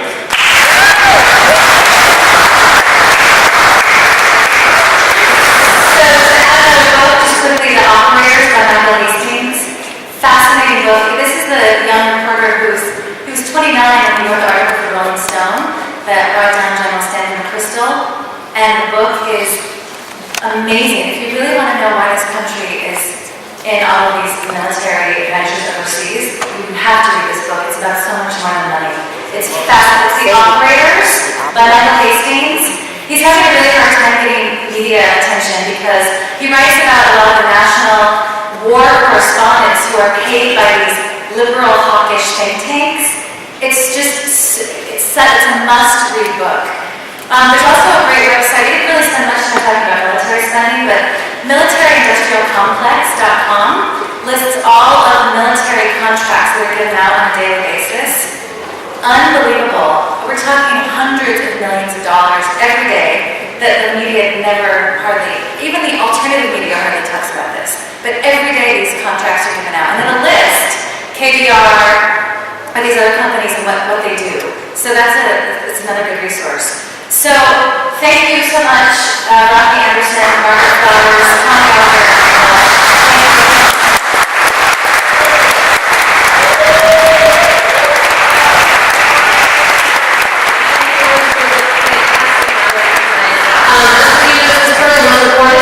Please check out our website next week. It's sf99percent.org. Be mindful of the men's shelter at the end of the hall. Please take your conversations directly outside.